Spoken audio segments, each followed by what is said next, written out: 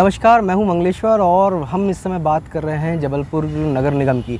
नगर निगम जबलपुर का जो नगर निगम है काफ़ी विशाल है और काफ़ी इसमें 15-16 जोन भी हैं और एक बड़ी आबादी देखा जाए तो शहर में रहती है और शहर को मतलब कंट्रोल नगर निगम करता है, साफ़ सफाई से लेके जो दुनिया भर की व्यवस्थाएँ होती हैं।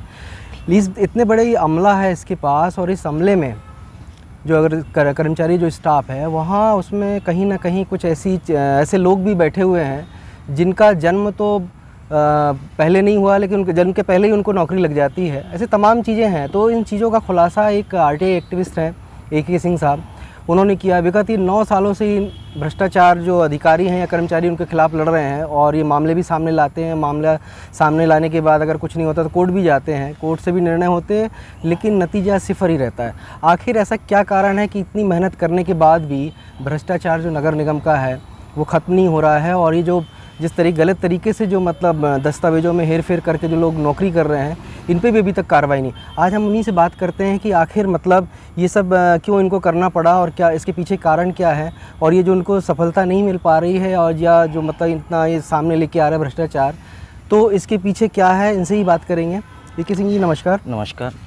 तो ये जो आप ये लड़ाई लड़ रहे हैं भ्रष्टाचार के खिलाफ हुआ या फिर जो अधिकारी कर्मचारी जो नौकरी कर रहे हैं अपने दस्तावेजों में हेर फेर करके, तो ये मतलब कैसा आपको कहाँ से लगा कि मतलब ये सब हो रहा है तो हमको इसको सामने लाना चाहिए?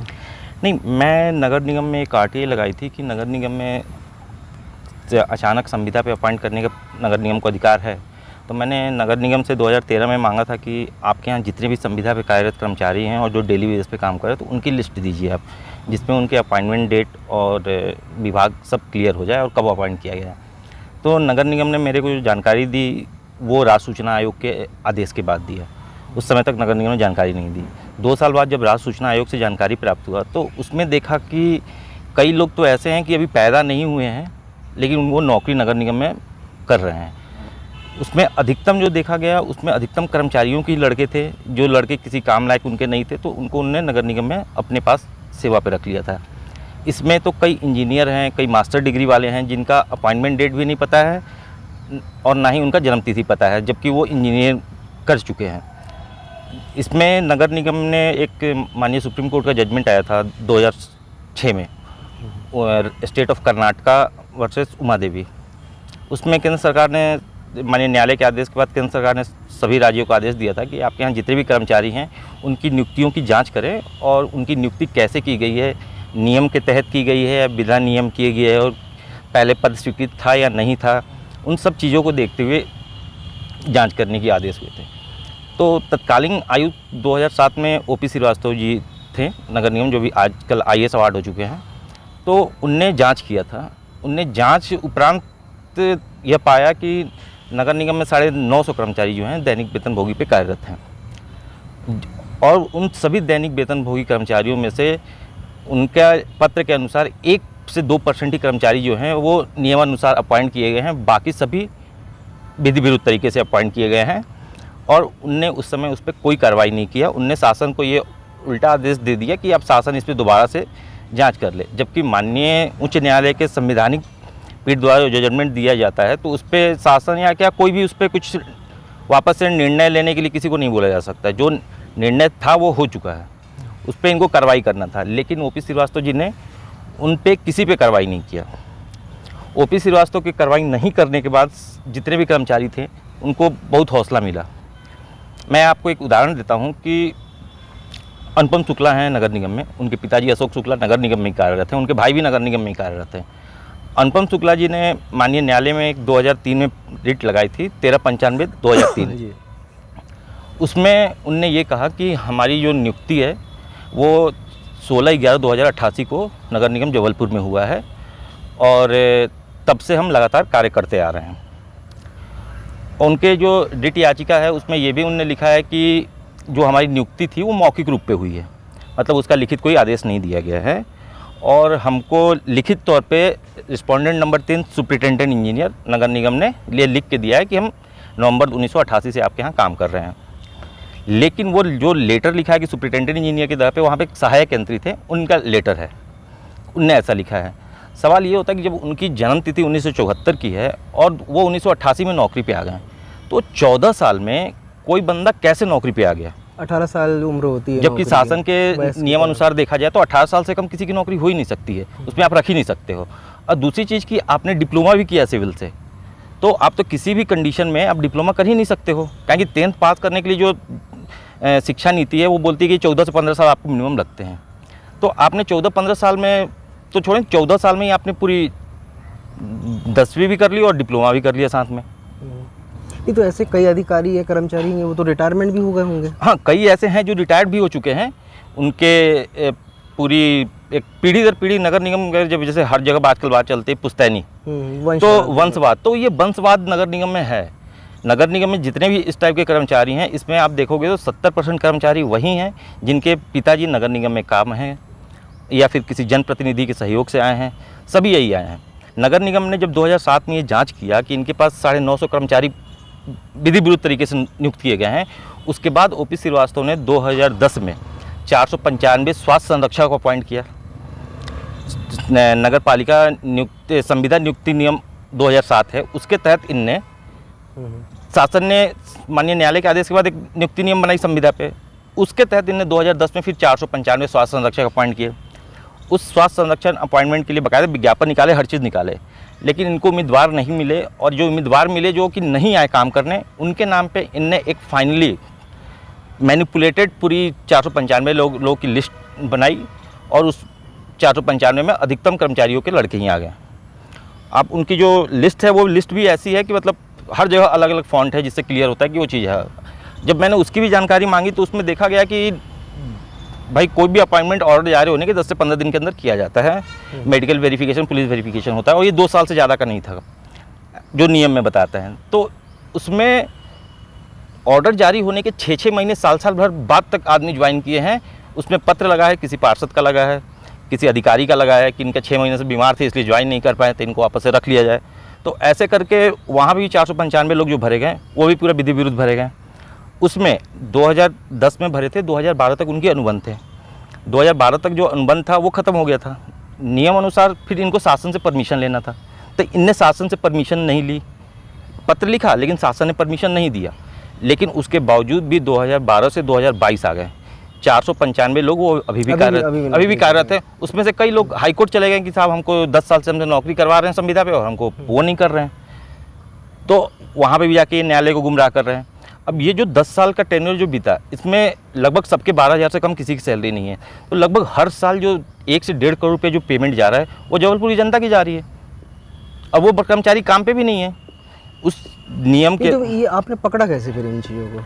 मैंने उनकी नियुक्ति वो लिस्ट मांगी ना कि अपॉइंट हुए हैं, जो अपॉइंटमेंट की जब लिस्ट देखी तो लिस्ट में भाई कोई भी अगर पत्र जारी होता तो उसके फॉन्ट नहीं बदलते हैं, उसमें पूरे फॉन्ट बदले हुए हैं सब, मतलब कंप्यूटर से एडिट करके मंगल फॉन्ट में कई जगह उसमें चिपकाए हुए हैं, वो साफ समझ में आ रहा है। और दूसरी चीज़ उसमें ये स्पष्ट है कि जो कर्मचारी जिस काम के लिए नियुक्त किया गया उसको वही कार्य लिया जाएगा। जैसे कर्मचारी कोर्ट में गए, आप भी फिर कोर्ट में गए उन चीज़ों को लेकर? नहीं, मैं अभी पार्टिकुलर कर्मचारी के साथ नहीं गया, मैं इंडिविजुअल कोर्ट में गया। हाँ, मैं इंडिविजुअल गया। कोर्ट ने फिर क्या? कोर्ट ने भी कुछ नहीं, कोर्ट ने 2 बार अभी तक नोटिस जारी, मैंने छोटे कर्मचारियों के लिए कभी अभी अप्लाई नहीं किया था कोर्ट में। मैं अभी उसके लिए जो अपनी नालसा है राज्य विधिक सहायता, उसके थ्रू अभी गया हूँ, मैं आवेदन दिया हूँ माननीय अध्यक्ष को कि सर मुझे एक विधि सहायता प्रदान की जाए, आगे मैं ये केस लगाना चाहता हूँ जिसमें ऐसी नगर निगम धांधलियाँ हुई हैं। अच्छा, ये जब सामने आया होगा जो मामला, तो आप फिर मतलब अधिकारियों के पास भी तो लेके गए होंगे जब से आरटीआई में? नहीं, मैंने पिछले 6-7 साल में कई बार उनको शिकायत दिया, मतलब दर्जनों क्या सैकड़ों शिकायत होंगे। मध्य प्रदेश के शासन के कोई ऐसा विभाग नहीं है,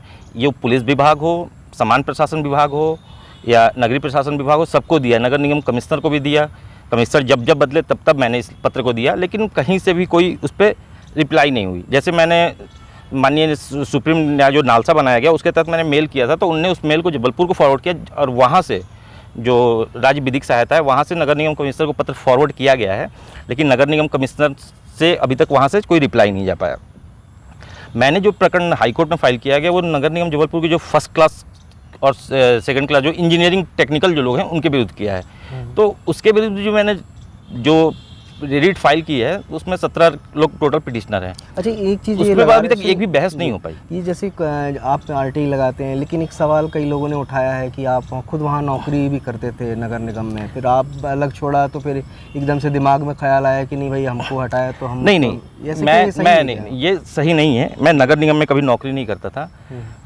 मैं सबसे कॉन्ट्रैक्ट बेस पे नहीं, मैं नगर निगम में नहीं था। नगर निगम का जो सीवरेज प्रोजेक्ट था तो उसमें मैं एज ए कंसल्टेंट था, जो सेंट्रल गवर्नमेंट की एक कंपनी है तो उसके तहत as a consultant site engineer था। तो मैं इसका सुपरविजन का काम था सीवर का, मेरे नगर निगम से आगे कोई लेना देना नहीं था। तो जो सीवर की कहानी देखी तो उसमें नगर निगम के लोगों से साथ स्वाभाविक सी बात है, टेक्निकल फील्ड से आना जाना रहता है, उनसे मिलना उलना रहता है। तो उस दौरान मेरे को ये चीज़ पता चली। और सीवर में भी इन लोगों ने इतनी ज़्यादा भ्रष्टाचार किया जिसका कोई हिसाब नहीं है। इस चीज़ के लिए माननीय न्यायालय में गए, न्यायालय ने ईओडब्ल्यू को 2015 में ऑर्डर दिया जांच करने के लिए, लेकिन ईओडब्ल्यू ने अभी तक उस पर कोई कार्रवाई नहीं की। अच्छा, ये मामले जब उजागर होते हैं कई बार ईओडब्ल्यू के पास भी जाते हैं, लोकायुक्त के पास जाते हैं, तो ये क्या लगता है कि इतना विलम्ब क्यों होता है इस पे जांच और रिपोर्ट? विलम्ब एक्चुअली ये पूरी पैनल है इनकी, एक पैनल बना के रखे, सभी अधिकारी एक दूसरे से कहीं ना कहीं से कनेक्ट है। और उसमें कई बार तो इन लोग माननीय न्यायालय के ऑर्डरों की भी अवहेलना करते रहते, मतलब उस पर कुछ नहीं बोल सकते। मैंने एक छोटा सा एग्जांपल था कि नगर निगम में संविलियन का कोई प्रोविज़न नहीं है। इसके लिए मैंने लोकायुक्त को एक पत्र लिखा था कि माननीय न्यायालय ने बोला था कि नगर निगम में संविलियन का कोई प्रावधान नहीं है। तो ये जो शासन द्वारा इन 4 अधिकारियों का, अजय शर्मा और अपने अभी तत्कालीन जो कार्यपालन अधीक्षण यंत्री के चार्ज में कमलेश श्रीवास्तव और HP सिंह और एक किंजवड़ेकर करके थे, तो इन 4 लोग की जो सम्मिलियन किया गया है और एक भूपेंद्र सिंह, तो ये 4 जो अभी स्वास्थ्य अधिकारी हैं नगर निगम में, तो इन सभी लोग का जो सम्मिलियन किया गया है नगर निगम में वो विधि विरुद्ध है, क्योंकि माननीय न्यायालय ने 2006 में बोला था। और ये सभी का जो सम्मिलियन हुआ है वो 2000 माननीय सुशीला सिंह जब महापौर थी, विधि की ज्ञाता वो भी हैं, उनके पतिदेव जी महाधिवक्ता थे उस समय, और अंशुमान सिंह नगर निगम के पैनल लॉयर थे, सब एक ही फैमिली से हैं। तो हमको जो लगता है ये पूरी एक परिवारवाद, एक पूरी वो मतलब क्या बोलेंगे उसको, मतलब पूरी प्लानिंग के साथ इन लोगों ने पूरा काम किया है। और उस पर जब लोकायुक्त को भेजा गया शिकायत, तो लोकायुक्त ने भेजा कि इसमें शासन की कोई गलती नहीं है, इसलिए केस नहीं बनता है। भाई जब शासन ने कोई आदेश जारी किया और उस आदेश का जब उल्लंघन होगा तो किसकी गलती होगी?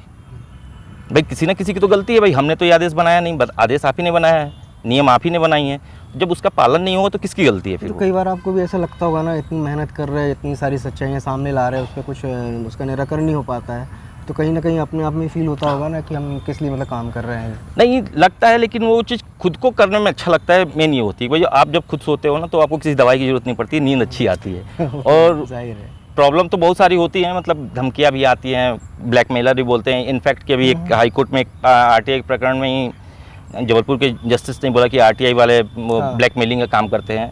लेकिन ब्लैकमेलिंग कैसे करते हैं ये अभी तक किसी ने नहीं बताया। भाई ब्लैकमेलिंग कैसे कर सकता है कोई? हमें भी ब्लैकमेल कर ले कोई? भाई हम कोई गलत काम करेंगे तभी तो हमारे साथ ब्लैकमेलिंग आप कर सकते हो। पिछले 10-12 साल हो गए मेरे को जो मतलब पार्टिकुलर इस RTI उसमें, लेकिन आज तक कहीं वो नहीं है। देखिए ये तो सिंपल सी बात है कि जब अधिकारी फंसता है या कोई उसका मतलब भ्रष्टाचार उजागर करता है कोई RTI एक्टिविस्ट या कोई भी सामान्य व्यक्ति, तो वो जनरली कि वो उस पर आरोप तो यही लगाता है कि ये ब्लैकमेल कर रहा है, ये कर रहा है। लेकिन इतना सब करने के बावजूद भी आपको कहीं नहीं लगता है कि मतलब हम जो इतना कर रहे हैं उस पर मतलब कुछ हमको सफलता नहीं मिल रही? नहीं, न्यायालय पे विश्वास है तभी तो न्यायालय के अभी भी वो स्थिति है कि आदमी बोलता है कि कहीं कुछ नहीं हो पाएगा तो फिर न्यायालय में तो होगा। और न्यायालय में मैं पहली बार जब गया था तो न्यायालय ने ये बोला कि आप सीधे मेरे पास क्यों आ गए, आप पहले संबंधित शासन के पास, संबंधित विभाग के पास तो जाए। इसलिए मैंने ये प्रकरण में जानबूझ के इतना डिले किया कि भाई न्यायालय ये ना बोले कि भाई आप उनके पास क्यों नहीं गए। मैं जितने भी दरवाजे थे जो नहीं भी थे वहाँ पे भी गया कि भाई आप EOW को भी भेजा ये शिकायत, लोकायुक्त को भेजा। भाई EOW में भी ये अपराध बनता है कि भाई कोई 4 साल के लड़के को आप लगातार पेमेंट करते जा रहे हो, वो नौकरी पे है नहीं है वो अलग मैटर है, लेकिन आप पेमेंट करते जा रहे हो तो कैसे कर रहे हो? आर्थिक मुद्दा तो बनता ही बनता है, लेकिन उस पर EOW ने भी कोई कार्रवाई नहीं की, उनके पास भी शिकायत पेंडिंग पड़ी है। अब शासन का जो है वो पूरा राजनीतिक वो चलते रहता है, इन लोग सब आपस में एडजस्टमेंट करके रखते हैं। 9 सालों से आप मतलब इन चीज़ों पे मतलब काम कर रहे हैं, 9 साल हो गए और काफ़ी जानकारी निकाल भी रहे हैं और अभी भी लगे हुए हैं जी। तो आपको क्या लगता है कि ये इतनी शिकायत भी कर रहे हैं तो कहीं ना कहीं अधिकारी मतलब इसको नज़रअंदाज कर देते हैं या फिर जानबूझ के मतलब उस चीज़ पे वो काम नहीं करना चाहते हैं? नहीं, अधिकारी किसी न किसी प्रेशर के कारण ये काम नहीं करना चाहते। वो चाह के भी कई बार मैं पॉलिटिकल प्रेशर या किसी पॉलिटिकल प्रेशर और क्या प्रेशर हो सकता है। मैं कई अधिकारियों से ऐसी बात बोला कि मैं इस पर कार्रवाई नहीं कर सकता हूँ क्योंकि थोड़ी सी मेरे को पॉलिटिकल प्रेशर है, कहीं कोई अलग प्रेशर है। क्योंकि देखिए नगर निगम एक इंडिविजुअल गवर्नमेंट है, यहाँ जो भी कार्रवाई करने का अधिकार है पूरा नगर निगम कमिश्नर को है, क्योंकि अपॉइंटमेंट अथॉरिटी नगर निगम कमिश्नर है। और जब आप खुद देखिए जब एक नगर निगम कमिश्नर ये लिखता है कि आप इस पर कार्रवाई मत करो, थोड़ा सा फिर से सोचो आप, तो ये अपने आप में बहुत, जब 950 कर्मचारी को आप अगर किसी शासन से बोल रहे हो, भाई शासन तो उसमें कहीं लेना देना नहीं, शासन तो अपॉइंटमेंट अथॉरिटी है नहीं, अपॉइंटमेंट अथॉरिटी आप हो, तो आपने अभी तक कोई कार्रवाई नहीं की, तो शासन उस पर क्या बोलेगा? शासन ने भी उस पत्र को आपने भेजा और किसी कोने में डाल के छोड़ दिया उनने भी। अब आप कोर्ट, ये सारा मामला कोर्ट लेके गए हैं, तो आपको क्या लगता है कि कोर्ट मतलब इसको मतलब कितना जल्दी कोर्ट इस पर निर्णय लेगा? इस पर कोर्ट को भी इन लोगों ने, जैसे अनुपम शुक्ला वाले केस की अगर पर्टिकुलर बात करें अपन, तो अनुपम शुक्ला ने अपने नियमितीकरण के लिए कोर्ट के पास 12 WP लगाया है। अच्छा। एक व्यक्ति ने नगर निगम जबलपुर के विरुद्ध, जो कि खुद नाबालिग था जिसने उसको अपॉइंट किया, और ये अपॉइंट हुआ, दोनों ही क्राइम है। तो वो गलत व्यक्ति खुद ही है और खुद ही WP लगा के ही सारे वो चीज़, और न्यायालय का भी समय गुमराह कर रहा है, सामने जो अधिवक्ता है उनको भी गुमराह कर रहा है, और उसी पे वो पिछले 2003 से आज 2020 साल में उसने 12 WP हाईकोर्ट में फाइल किया है। तो आपको क्या लगता है कि न्यायालय इस पे मतलब जल्दी, न्यायालय एक्चुअली इसलिए न्यायालय में अभी तक उन पे कार्रवाई इसलिए नहीं हुई क्योंकि न्यायालय ने के पास इतना समय नहीं है कि हर आवेदन को, हर चीज़ को क्लियरली पढ़े। वो डिपेंड करता है वहाँ के जो विधि सलाहकार हैं, वो जैसे गवर्नमेंट के लॉयर हैं या फिर जो नगर निगम के लॉयर हैं या फिर जिसने पिटीशन फाइल किया है। लेकिन मेरे को ये समझ में अभी तक नहीं आया कि जितनी भी ये कितने, कम से कम 8-10 लोगों से फाइल गुजरी है और किसी को ये चीज़ क्यों नहीं दिखी कि भाई कि ये लड़का की उम्र ही नहीं थी तो नौकरी पे कैसे आ गया। और नगर निगम की ये OIC जो अपॉइंट करते हैं उसकी मेन लायबिलिटी होती है कि OIC उसी को अपॉइंट करते हैं, जो कि 2008 में एक शासन का ही, मतलब MP गवर्नमेंट का ही रूल है कि काम कैसे करना है कोर्ट वाले। तो उसमें जो ऑर्डर दिया, बोले कि उस पर कार्यपालन यंत्री से नीचे का कोई अधिकारी होना ही नहीं चाहिए। लेकिन नगर निगम में किसी को भी OIC बना देते हैं, किसी बाबू को OIC बनाकर बोल देते हैं कि तू OIC, और वो OIC वही बनता है जो ऑलरेडी खुद फर्जी है। तो ये पूरी की पूरी, और कोर्ट एक सिंपल सा आदेश जारी करते हैं कि भाई अगर ये नियमानुसार है तो इनको जो भी विधि है उसके अनुसार कार्रवाई करके इनको नियमित किया जाए। तो उसमें कोर्ट का कहीं कोई लेना देना नहीं। लेकिन जो रिप्लाई फाइल होती है और जो पिटीशन फाइल होती है, पूरी कहानी उसमें है। मतलब किसी को ये चीज़ नज़र ही नहीं आती। भाई जब माननीय सुप्रीम कोर्ट ने उमा देवी वाला जो प्रकरण था 1999 में लगा था, तो सुप्रीम कोर्ट ने 99 से लेकर के 2005-06 में ऑर्डर दिया। उसने 6 साल उस पूरे प्रकरण में, और वो भी नहीं कि कोई सिंगल जज ने दिया है, डबल बेंच में गया, उस संवैधानिक बेंच में गया, मतलब उसके हर पहलू को देखा गया। उसके बाद फिर माननीय न्यायालय ने ये आदेश दिया, और उस आदेश पे भी नगर निगम जबलपुर कहीं से भी पालन नहीं कर रही है। और ना ही उसको पालन कराने के लिए हाईकोर्ट, मतलब MP गवर्नमेंट नहीं प्रेस बोला हो, ऐसा कुछ भी नहीं हो रहा है। जो मतलब ऑर्डर है उसको किनारे कर दिया। अभी 2015 में ही एक MP हाईकोर्ट का ही जजमेंट था, मनसुख लाल सराफ वर्सेस अरुण तिवारी। उसमें जब जांच की गई तो उसमें भी लगभग MP गवर्नमेंट में 2 से 3 हज़ार कर्मचारी बाहर निकाले गए। ये 2015 की बात है। अगर ये जांच ये 2007 में कर लिए होते उमा देवी वाले प्रकरण में, तो ये जो 2007 से 2015 के बीच में जो 8 साल गए हैं, इस 8 साल में उस कर्मचारियों को जो वेतन गया वो किसका पैसा गया? पब्लिक का। भाई ये तो उसी समय बाहर हो जाना चाहिए थे ना। 2007 में जब जांच हुई थी, तो 2007 में जांच नहीं हुई, इसका मतलब 2007 में आपने जांच नहीं किया, पूरी कहानी आपने बंद कर दी। आपने अभी जो उमा देवी वाले जजमेंट, ये मनसुख लाल सराफ वाले में जजमेंट जो जबलपुर हाईकोर्ट का है, उसमें लगभग सभी विभागों से 1000 से 1500 कर्मचारियों को बाहर निकाला गया है। उसमें भी नगर निगम जबलपुर ने, मतलब MP गवर्नमेंट का जो अर्बन डेवलपमेंट है, उसने प्रॉपरली रिप्लाई फाइल नहीं किया है। मैंने उसी ऑर्डर को हाईकोर्ट में चैलेंज किया कि बस आपकी इनने अभी तक रिप्लाई फाइल नहीं किया, और जो एक कंटिन्यू काम करते जा रहे हैं और आपके ऑर्डर की अवहेलना करते जा रहे हैं। तो मध्य प्रदेश शासन में न्यायपालिका तो अपन ये क्या मानेंगे कि जब जैसे जबलपुर का नगर निगम में इतना बड़ा मतलब भ्रष्टाचार घोटाला, तो ये और भी हाँ, पूरे जितने भी नगर पालिकाएँ हैं, सभी नगर पालिका में पूरी फर्जीवाड़ा है। इस चीज़ को जांच होनी चाहिए। शासन ने जांच किए हैं, उतने अच्छे से जांच नहीं की, लेकिन जांच किए हैं शासन ने, और हर जगह फर्जीवाड़ा है। लेकिन मध्य प्रदेश शासन ने सभी को बाहर नहीं किया। और मध्य प्रदेश शासन ने बाहर भी किया तो जो उनके जिन कर्मचारियों के रिलेशनशिप अच्छे थे अधिकारी से या संबंधित विभाग में, जो भी वो पॉलिटिकल या जो भी अप्रोच हो उनका, उसके थ्रू वो हाईकोर्ट पे पिटीशन लगाते हैं कि साहब हमको बाहर कर दिया गया इस बेस पे, और वो पिटीशन जाके वहाँ पे रुक जाती है। और हाईकोर्ट के पास इतना टाइम नहीं है कि सभी पिटीशन को सीरियसली देखे। अगर आप हाईकोर्ट में देखेंगे तो अधिकतम जो पिटीशन है वो पब्लिक के पिटीशन कम रहते हैं, अधिकतम सर्विस मैटर की पिटीशन है, और सभी सर्विस मैटर की पिटीशन वो किसी न किसी कारणवश डिले करके किनारे छोड़ दिए जाते हैं, और एक स्टे ऑर्डर लेकर के उस पर काम करते रहते हैं लोग। कई बार ये भी चीज़ें सामने आई हैं कि जो अधिकारी नगर निगम में बैठे हैं, कई तो ऐसे रिटायरमेंट भी हो चुके हैं, उन रहता कुछ उनका पद है और बड़े पद पे चले जाते हैं। स्वास्थ्य अधिकारी का अगर पद देखें तो पद कुछ और है, होना वहाँ स्वास्थ्य अधिकारी को MBBS डॉक्टर होना चाहिए।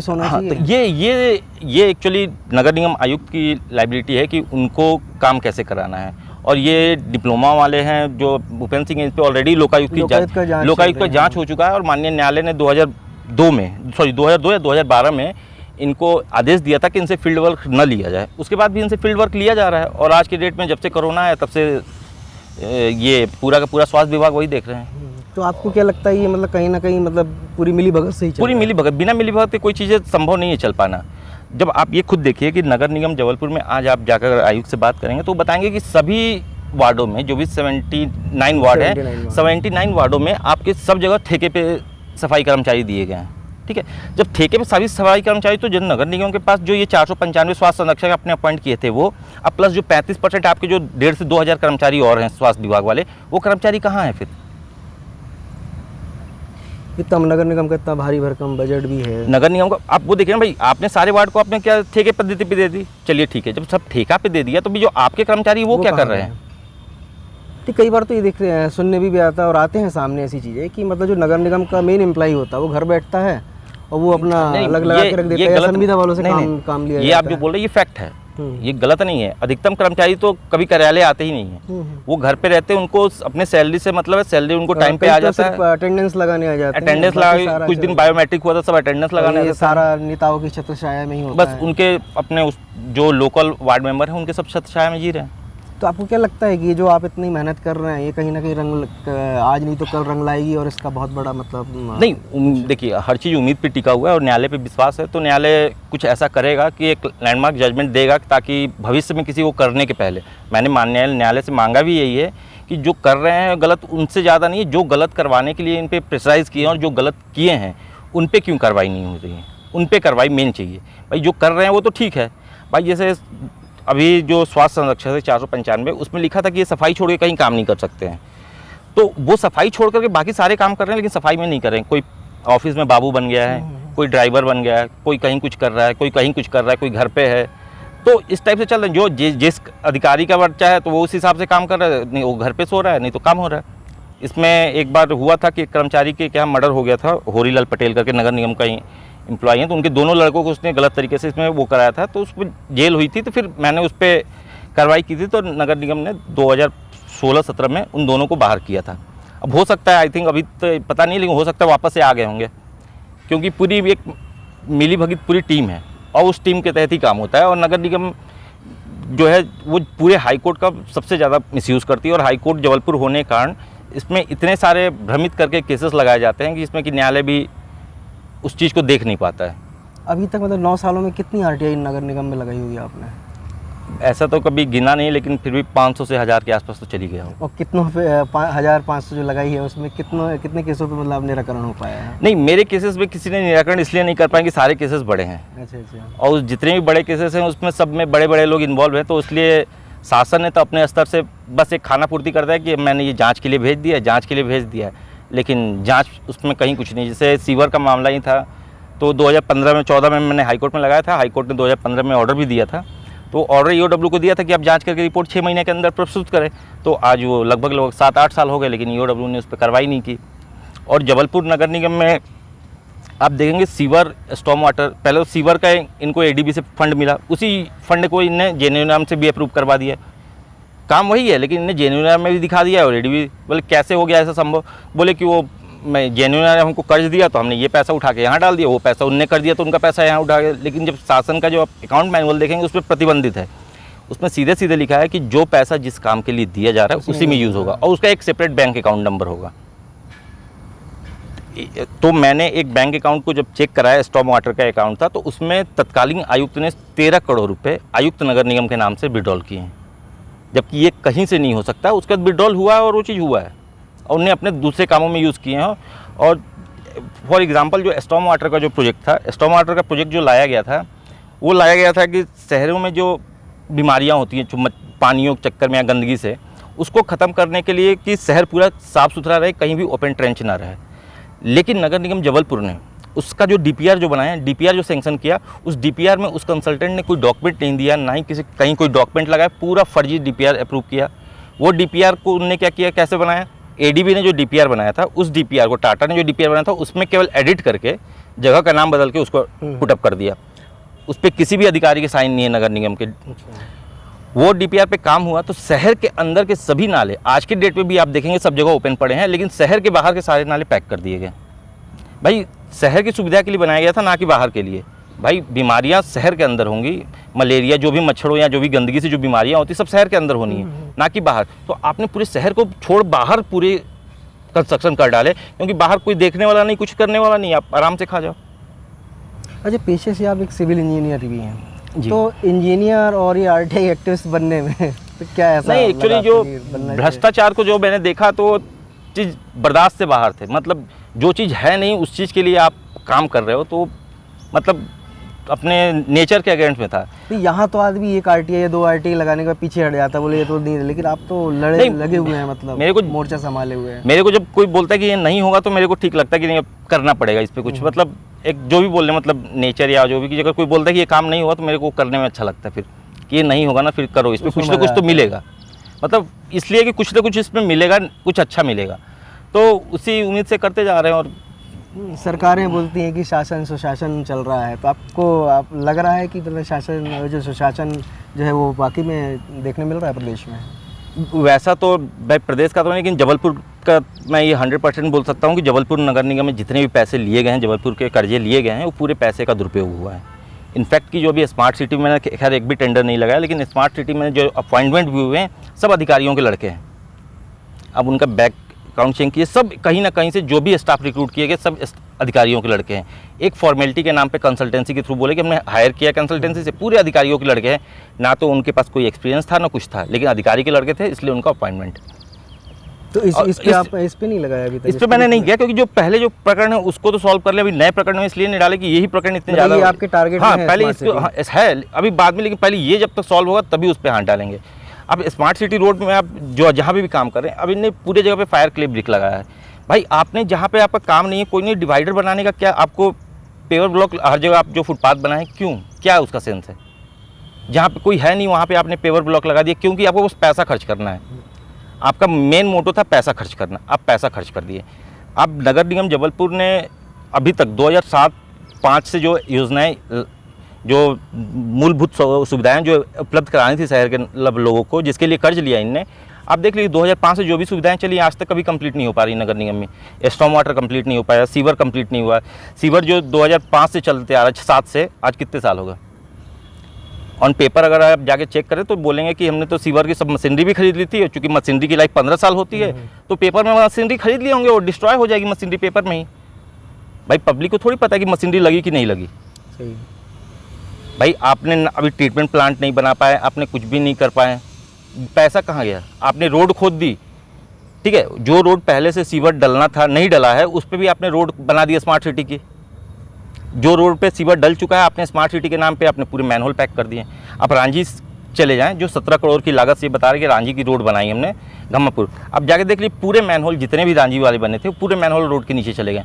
अब पता ही नहीं मैनहोल कहाँ गए, कहाँ उसका आता पता ही नहीं है। अब उस मैनहोल को खोदने की, भाई ढूंढने के लिए अब आप तोड़ोगे, जब तोड़ोगे तो ठेकेदार बोलेगा साहब हमने तो किया नहीं, आपने तोड़ा है, आप उसको बनवाओ, हम नहीं बनवाएंगे।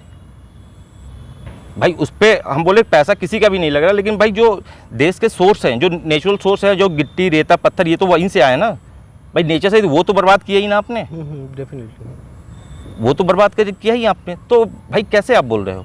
क्या नगर निगम में मेन कारण जो है काम नहीं होने का, वो मेन कारण ये है कि जो यहाँ पे भ्रष्टाचार में जो नियुक्तियाँ हैं, जब जिसको किस चीज़ के बारे में पता नहीं, जब आप उसको अपॉइंट करोगे तो यही होगा, यही हाल होगा। आप देख लें शहर की, मतलब मैं पार्टिकुलर किसी पार्टी या किसी वो नहीं बोलना चाह रहा हूँ, लेकिन मेरा ये है कि एक 16,000 पब्लिक के ऊपर एक वार्ड है, और आज जबलपुर नगर निगम कितने भी साल हो गए हैं, लेकिन आप एक वार्ड का आप ऐसा बता दो कि जो किसी भी वार्ड का रोड नाली सब अच्छी हो। पार्षद के पास हर साल फंड आते हैं, बकायदे 50 लाख के आसपास लगभग जो शायद फंड है, 48 लाख के आसपास। आप बताओ 48 लाख का फंड एक पार्षद में एक वार्ड को नहीं बना पाया। सही है। और जो रोड बनाते हैं पार्षद, वो अभी बनाए, साल भर के बाद वो रोड टूट जाता है, वही पार्षद वही रोड बना रहा है दोबारा। तो ये क्या इसमें जनप्रतिनिधि का क्या? जनप्रतिनिधि बोले मेरे को तो पता ही नहीं भाई, हमको टेक्निकल थोड़ी पता है भाई, लेकिन जो आपने स्टाफ रखे उनको तो पता है। तो कई बार आपको लगता है कि जनप्रतिनिधियों को भी अधिकारी या कर्मचारी गुमराह कर देते हैं? हाँ, गुमराह करते हैं ना। देखिए जनप्रतिनिधि जो पढ़े लिखे हैं, ऐसा तो है नहीं अपने यहाँ की भाई कि सब पढ़े लिखे हो, कई नहीं पढ़े लिखे हैं, कई वो हैं उनको नहीं आइडिया है, तो उनको खुले गुमराह करते हैं ये। आप कभी भी देखेंगे कि नगर निगम में जो काम होते हैं उसमें कभी पार्टिकुलर कोई लोकेशन नहीं देते, ये बोलते फलाने के मकान से फलाने के मकान से। अब मैंने बोला कि ए के मकान से बी तक के मकान का मकान है, अब ए का मकान 50 फीट का है, तो 50 फीट अब यहाँ से चालू कर रहे हैं कि वहाँ से चालू कर रहे हैं पता ही नहीं है। 50 फीट के पैसा तो हमने खा लिया ना भाई, वो चीज़ कहीं क्लियर नहीं भाई। जब आप इतने टेक्नोलॉजी तो उस पर आपके अक्षांश रेखा देशांत रेखाएं होती हैं, आप उस पर मेंशन करो ना कहाँ से ये उठाए। जनप्रतिनिधि का भी काम है कि उन चीज़ों को देखना, जो मतलब डॉक्यूमेंटेशन में जो देखिए शासन चलाना तो उन्हीं का काम है, जनप्रतिनिधि। जनप्रतिनिधियों को ये चीज़ तो विशेष तौर पे देखना चाहिए, लेकिन उनका जो भी हो, या तो उनको पता ना हो या फिर अपने भाई सबको देखने के चक्कर में वो नहीं हो पाता होगा। लेकिन नगर निगम के पास तो इसकी पूरी रिस्पॉन्सिबिलिटी है ना भाई, उनके कर्मचारियों के पास। कर्मचारी इसलिए काम नहीं करते, वो फर्जी तरीके से आए हैं। जब वो पैसा देंगे तभी तो उनको रखा जाएगा, तो वो पैसा कहाँ से देंगे भाई? यही काम से चोरी करके। आप पार्षद मत के अगर शासन चाह जाए तो सब चीज़ क्लियर हो जाएगा, सारे काम चेक हो जाएंगे, सभी पार्षदों के हो जाएंगे, पता चल जाएगा कहाँ कौन कहाँ क्या काम खाया। चलिए, बहरहाल आपसे बहुत अच्छा लगा बात करके। और ये जो नगर निगम में जो ये भ्रष्टाचार अधिकारियों का, ये नौकरी से रिलेटेड हो या अन्य चीज़ें हैं, ये कोई नई बात नहीं है, काफ़ी सालों से चला आ रहा है। और ये अंकुश लगाने की बात भी करते हैं हर जो गवर्नमेंट, जो नगर निगम में जो भी सत्ता बैठती है नगर निगम चलाने के लिए, वो ये बोलती है कि हम भ्रष्टाचार ख़त्म करेंगे, ये करेंगे, लेकिन होता कुछ भी नहीं है और ये लगातार चला जाता है। अभिषेक जी जो हैं, ये लगातार मतलब प्रयास कर रहे हैं कि मतलब इन भ्रष्टाचारों को या फिर जो फर्जी दस्तावेज़ों के आधार पे मतलब जो नौकरी कर रहे हैं, इन पे रोक लगाई जाए। तो इनका काम तो बहुत अच्छा है। अभी देखते हैं कि ये जो काम जो कर रहे हैं, इस पे इनको कितनी सफलता मिल पाती है। जबलपुर से ही मंगलेश्वर।